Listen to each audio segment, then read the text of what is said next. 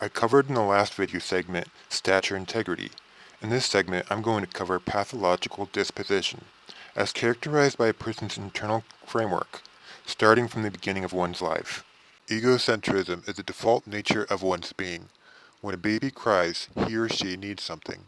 The environment trains this person to learn how to talk.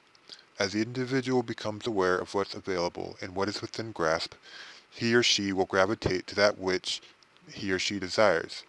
With no knowledge of what's right or wrong, requires the intervention of the environment to set boundaries. Unless allocentrism is taught and shown by example, the growing individual may only perceive reality through the lens of self-preservation and fulfillment. Christians have been taught to embody moral and psychological alignment. It is the responsibility of the educated to protect, teach, and cultivate a healthy atmosphere of psychological and moral growth.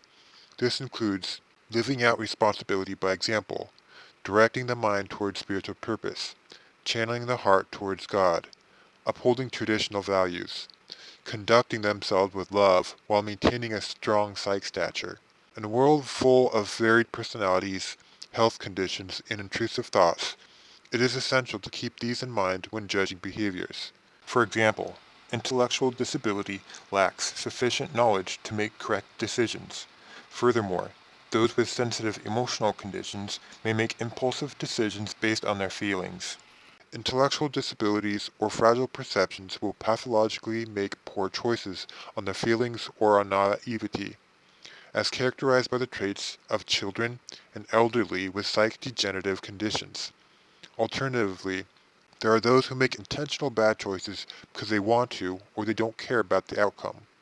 It is the responsibility of influencers to use correct measures, educating on consequences, and providing a path forward.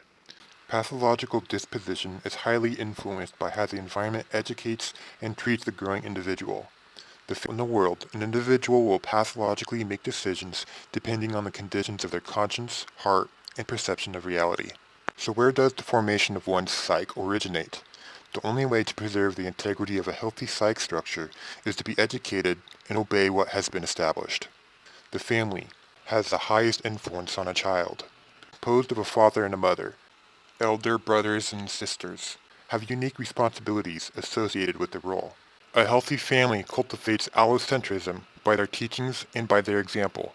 A dysfunctional family, leaning too far in motherly or fatherly role, has psych consequences. Not enough love or too much firm treatment leads to psych withdrawal and fear of influences. Too much love or lack of firmness leads to lack of discipline and unregulated behavior. Individuals who are psychologically shaped during development will pathologically repeat behaviors until they become self-aware. A cycle that revolves around the ego can be set straight with the psych restructuring program. In order for that to happen, a person must be surrounded by allocentric influences who will work through one's conditions, providing love and direction when needed. Get educated by true Christians in your community. In the meantime, Haven Realm will continue to provide a safe learning environment, bridging the gap between your perceptions and the expectations of your influences on Earth.